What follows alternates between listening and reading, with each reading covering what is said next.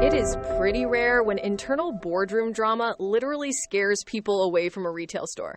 But founder Chip Wilson launching a proxy contest actually generated enough negative PR to hurt Lululemon's foot traffic this quarter.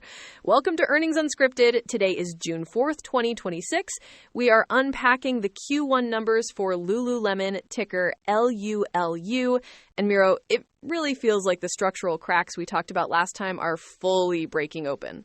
Oh, they are breaking. You look at the stock tape for the quarter, and it had already steadily declined 23%. Just a really choppy, sustained downtrend over the last few months.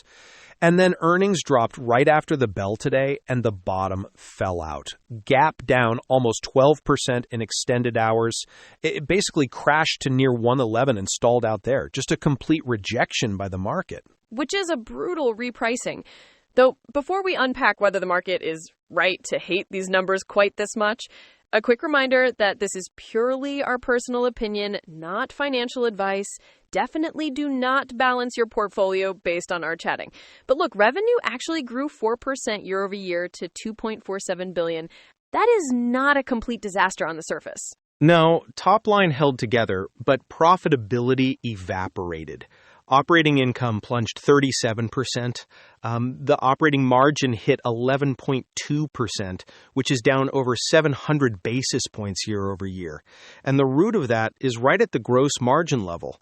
Ultimately, diluted earnings came in at $1.69 a share. They were doing $2.60 this time last year. Oh, sorry. The gross margin dropped down to 54.2%, right? Just from the tariff policy? Mostly tariffs, yeah. The removal of that de minimis duty-free exemption that we were watching last quarter finally hit the P&L.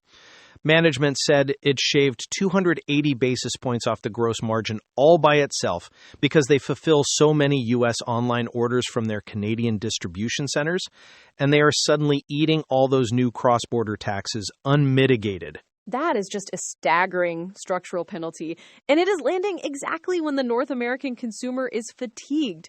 America's revenue dropped 3% this quarter, plus management admitted that their big product pivot, the whole away-from-body, loose-fitting yoga clothes, just didn't land. It failed to generate the halo effect they were betting on. It's hard to sell the new look of yoga when your core demographic is getting distracted by PR noise. And because that loose apparel didn't sell, they got stuck clearing seasonal inventory. So more aggressive markdowns crept in and eroded another 40%. Look, if you remove China from this report, the math gets very ugly. Wow. Okay, though China was a monster offset, to be fair, mainland revenue jumped 30%. They even pulled off this incredible community stunt where they brought a couple of thousand people to do a mass yoga session directly on the Great Wall of China to kick off the summer. But I mean, you cannot market your way out of a bloated supply chain back in the U.S. Right, and they know that, which is why they're actively pulling 15% of all in-store items, all SKUs, right off their shelves. That's an outright admission that the product assortment is confusing the guest. With a new external CEO arriving in September, they're desperately trying to clear the deck. Yeah, try to sell fewer things, but sell them more efficiently. Okay, that massive SKU diet and their cash flow dynamic is exactly where we need to dig in next. All right, let's get into the details. Right. So that 15% cut in store SKUs, you see that and think, okay, they are just clearing out the failed away from body styles. But there is a massive operational bet hiding under that. Because less clutter usually means, safer inventory position? You would assume, but look at the inventory numbers. They ended Q1 at roughly $1.7 billion.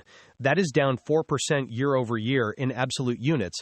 But then management casually drops this detail that they are, quoting here, chasing 20% more volume this year relative to last year. Wait, how does that math work? You have fewer physical items, but you want to move 20% more volume? By running the supply chain at absolute redline.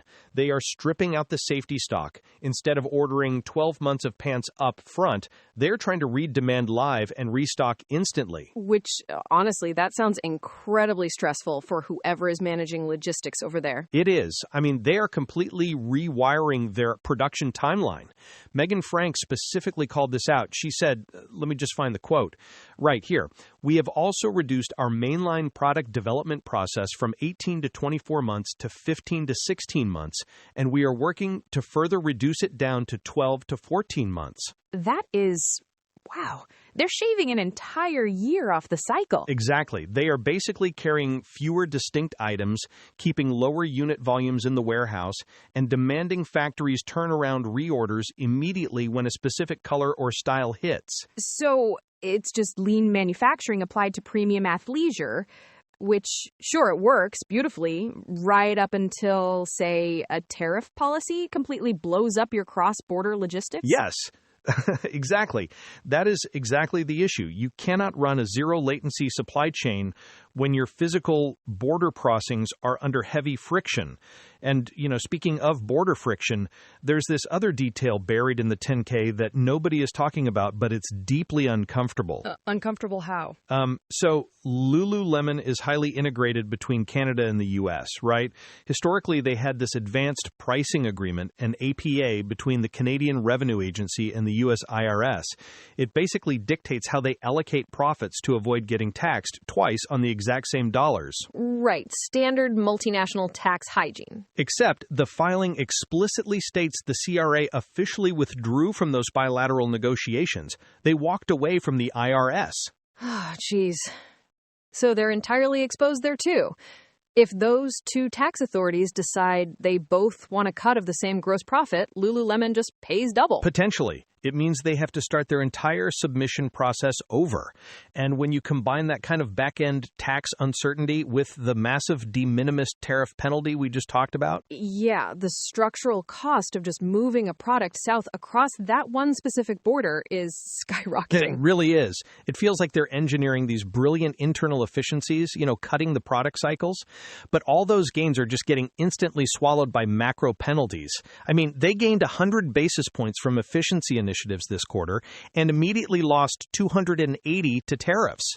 The math, it's brutal. It really is. You try to innovate your way out, but the environment just pushes back harder. Okay, I think we should look at how all this flows into their actual guidance, because obviously management has had to completely rewrite their expectations for the rest of the year. They absolutely did. I mean, they took a hatchet to it. We are now looking at 11.0 to 11.15 billion in revenue for the full year. That is basically flat or slightly negative year over year. Which, for a historical growth darling, feels almost like a recession. Right. The multiple just violently compresses, and the immediate pain in Q2 is very real. They warned that North America top-line trends are currently running negative low double digits. Because of that lost volume, their SG&A is going to deleverage by a massive 500 basis points. Wow. So they are essentially paying to keep the lights on for this huge footprint while fewer people actually walk through the doors. Yes, and they are doing it with almost no margin buffer left because of those tariffs we just talked about. It is just a perfect storm. But I guess this is exactly why you bring in a new CEO. Heidi O'Neill arrives in September to finally cap off this interim co-executive era. Which is a deeply necessary disruption. They have been running on autopilot while the board argued. Exactly. And it is fascinating because Lululemon has historically been so, fiercely insular about their culture. To bring an outsider in while your core American market is contracting feels like they are finally admitting the old playbook is broken. I think they have to. Megan Frank gave her the standard earnings called blessing, saying she has a true passion for the brand and a deep understanding of product excellence. But let us be real. You hire an external executive to clean up the bloated store shelves and fix these brutal supply chain issues. The failed clothing lines, the proxy noise, all of it. They just need someone to stop the bleeding and get back to making gear people actually want to buy. No more boardroom drama. Just figure out the logistics and protect the brand value. Yeah, keep the politics out of the store windows. Well, September should be a fascinating quarter to watch once she actually takes the wheel. We will see if she can flip the narrative. And I think that's a wrap for us today. Good place to leave it. See you next time. If you want these earnings chats to just naturally show up in your app, hitting follow is the easiest way to make that happen. We actually build this podcast with the help of AI, which scans all those hundreds of pages of dry SEC filings, so we can skip straight to the actual human conversation. We would love to hear what companies you are watching right now, so send your ticker requests over to earningsunscripted@datamadness.ca or find us on X in the show notes. Catch you next time.